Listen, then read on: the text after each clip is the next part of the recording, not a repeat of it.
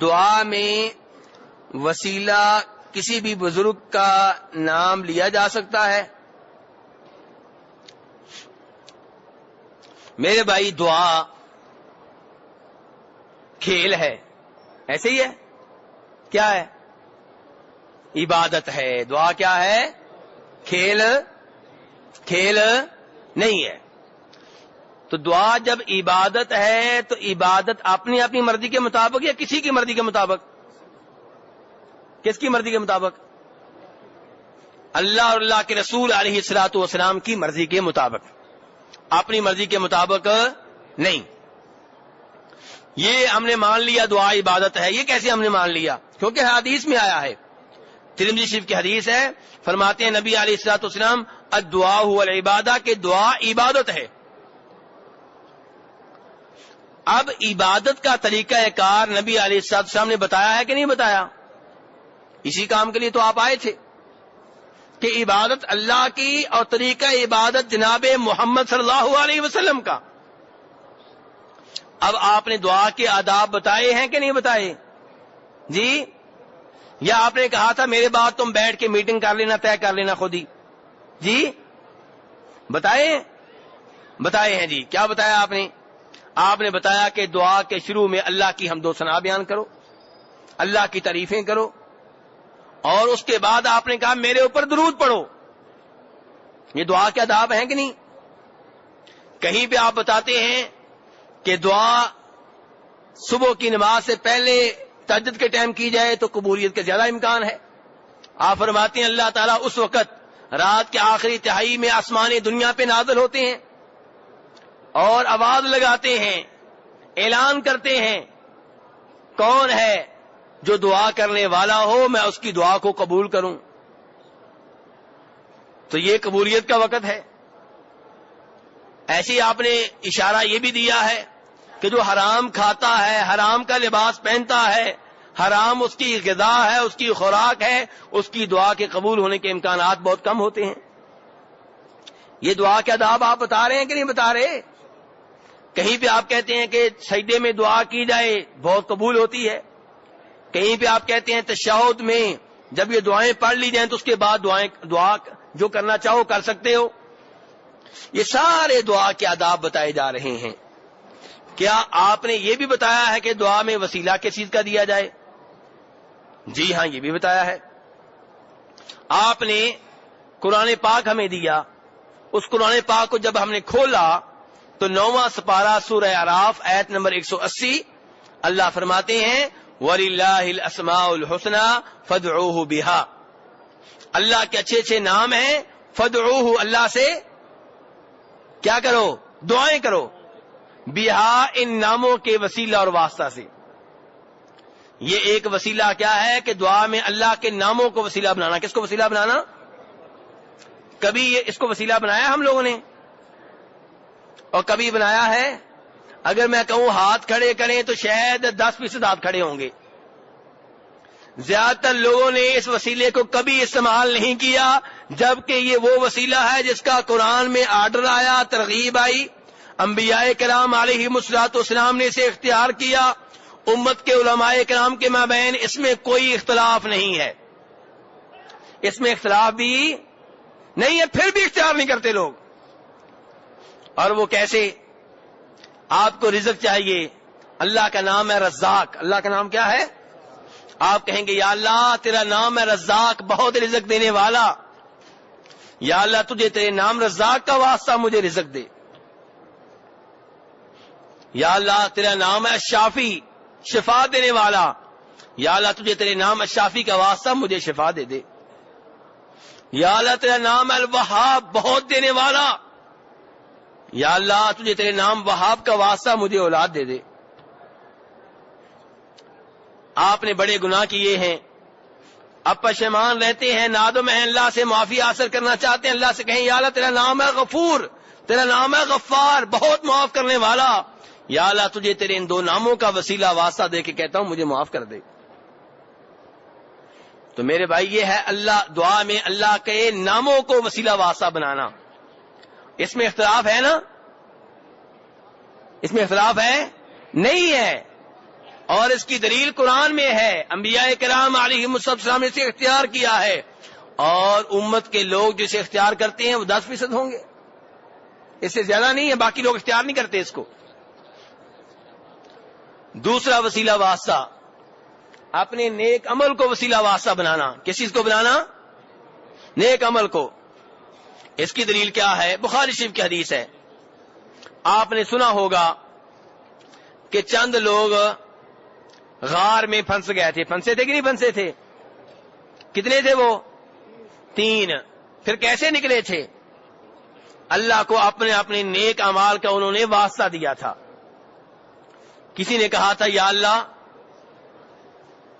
فلاں لڑکی، اس سے میں برائی کرنا چاہتا تھا، وہ قابو نہیں آتی تھی، فلاں موقع پہ قابو آ گئی، میں نے اتنے پیسے بھی دے دیے، اتنا سونا بھی دے دیا، سونے کی اتنی اشرفیاں دے دی، سکے دے دیے، اور جب معاہدے کے مطابق میں گناہ کرنے لگا تو اس نے کہا اللہ سے ڈر جا، یا اللہ تو جانتا ہے کہ مجھے کسی کا خوف نہیں تھا، کسی کا ڈر نہیں تھا، صرف تیرے ڈر سے میں پیچھے ہٹ گیا۔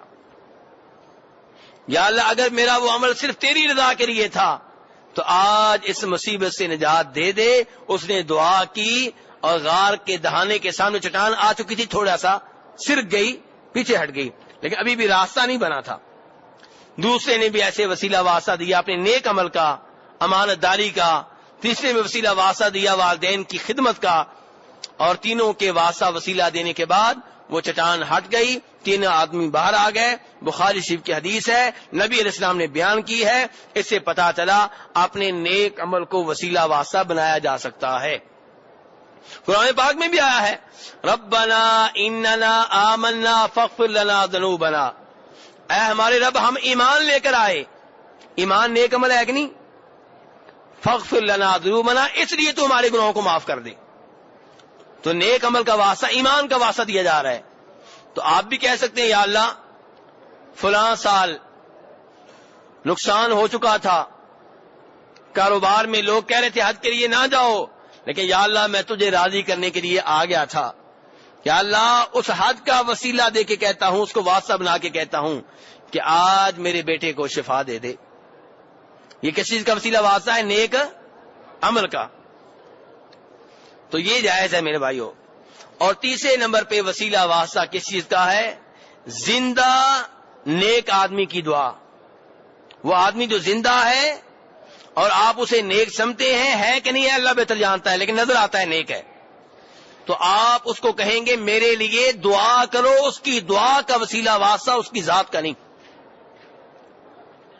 صحابہ کرام رضوان اللہ علیہم اجمعین نبی علیہ الصلوۃ والسلام کے پاس آتے، حاضر ہوتے، آپ سے دعا کی درخواست کرتے۔ کوئی شفا کے لیے دعا کی درخواست کرتا، کوئی بارش کے لیے دعا کی درخواست کرتا، اور آپ ان کے لیے دعا کیا کرتے تھے۔ تو یہ جائز ہے، درست ہے کہ جو زندہ ہے، موجود ہے، لیکن سوال یہ پیدا ہوتا ہے کہ جو فوت ہو چکا ہو، موجود نہ ہو، کیا اس کی ذات کو وسیلہ واسطہ بنا سکتے ہیں؟ یا جو فوت ہو چکا ہو اس کو یہ کہہ سکتے ہیں کہ آپ ہمارے لیے دعا کریں؟ اس سلسلے میں آپ کے سامنے بخاری شریف کی حدیث رکھوں گا۔ کس کتاب کی حدیث؟ بخاری شریف کی۔ آپ تھک تو نہیں گئے؟ چلو ماشاءاللہ، ویسے چھٹی ہونے والی ہے بس۔ تو بخاری شریف کی حدیث ہے کہ نبی علیہ الصلوۃ والسلام کے پاس جناب عائشہ نے گزارش کی کہ اللہ کے رسول السلام میرے سر میں درد ہو رہا ہے۔ آپ نے کہا عائشہ کوئی بات نہیں، اگر تمہیں کچھ ہو گیا اور میں ہوا زندہ، تمہیں کچھ، میرے بھائی میرے ساتھ یہ الفاظ بڑے قیمتی ہیں، اگر تمہیں کچھ ہو گیا اور میں ہوا زندہ تو میں تمہارے لیے دعائیں کروں گا، تمہارے لیے اللہ سے مغفرت کروں گا۔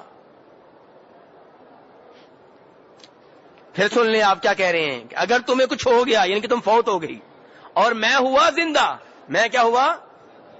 عربی میں الفاظ سن لیں، ذاکی لو کان وانا حی فادعو لک واستغفر لک، کہ ایسا اگر تمہیں کچھ ہو گیا اور میں ہوا زندہ تو تب میں تمہارے لیے دعائیں کروں گا، جس کا دوسرا مطلب یہ ہوا کہ اگر میں زندہ نہ ہوا تو پھر تمہارے لیے دعا نہیں کر سکوں گا۔ حوالہ دے رہا ہوں، آپ کہیں گے ہم نے بڑی کتابیں پڑھی ہیں، ہماری کتابوں میں لکھا ہوا ہے کہ قبر پہ جائیں تو نبی علیہ الصلوۃ والسلام سے یہ مانگیں، وہ مانگیں، آپ سے درخواست کریں کہ امت کے لیے دعا کریں، آپ سے شفاعت مانگیں، آپ سے یہ مانگیں، آپ سے وہ مانگیں، لیکن میں ان کتابوں کا ذمہ دار نہیں ہوں، میں حدیث آپ کو سنا رہا ہوں۔ حدیث دوبارہ دہرا دیتا ہوں، بخاری شریف کا حوالہ ہے، جناب عائشہ رضی اللہ عنہا آپ کے پاس آئیں اور آپ سے کہا میرے سر میں درد ہو رہا ہے، اور آپ کہتے ہیں کہ عائشہ اگر تمہیں کچھ ہو گیا وَأَنَا حَيٌّ، اور میں ہوا زندہ، تو تب میں تمہارے لیے دعائیں کروں گا، تب میں تمہارے لیے استغفار کروں گا۔ تو اس لیے میرے بھائی، نبی علیہ الصلوۃ والسلام سے صحابہ کرام دعائیں کروایا کرتے تھے، لیکن جب آپ اس دنیا سے چلے گئے تب اس چیز کا تصور ممکن نہیں ہے، کیونکہ اب آپ کے پاس جانا ممکن نہیں ہے۔ کئی بھائی ہمارے نبی علیہ الصلوۃ والسلام سے وہ بھی محبت کرتے ہیں، ہم بھی محبت کرتے ہیں، وہ کہتے ہیں جی قرآن پاک میں آیا ہے کہ وَلَوْ أَنَّهُمْ إِذْ ظَلَمُوا أَنفُسَهُمْ جَاءُوكَ فَاسْتَغْفَرُوا اللَّهَ وَاسْتَغْفَرَ لَهُمُ الرَّسُولُ لَوَجَدُوا اللَّهَ تَوَّابًا رَحِيمًا، کہ اگر یہ نبی علیہ الصلوۃ والسلام کے پاس آتے ظلم کرنے کے بعد اور آپ کے پاس آ کر کہتے کہ اللہ سے استغفار کریں تو یہ اللہ تعالیٰ کو توبہ قبول کرنے والا پاتے۔ میرے بھائیوں، جی ہاں، یہ اس وقت تک تھا جب تک آپ تک پہنچنا ممکن تھا، آپ تک آنا ممکن تھا، اب آپ تک پہنچنا ممکن نہیں ہے۔ ہمارے اور آپ کے سامنے دیواریں ہیں، 2-3 دیواریں ہیں، پھر قبر کی مٹی ہے، اس لیے اس کے اوپر اب عمل ممکن نہیں ہے۔ اسی لیے کسی صحیح حدیث سے ثابت نہیں ہوتا، من گڑت قصے کہانیاں بہت مل جائیں گے آپ کو، لیکن ایسا مستند حوالہ آپ کو نہیں ملے گا کہ صحابہ کرام رضوان اللہ علیہم اجمعین آپ کی قبر پہ آئے ہوں، آپ کو پکارا ہو، آپ سے کہا ہو کہ ہمارے لیے دعا کریں، ہمارے لیے بارش مانگیں، ایسی کوئی چیز آپ کو نہیں ملے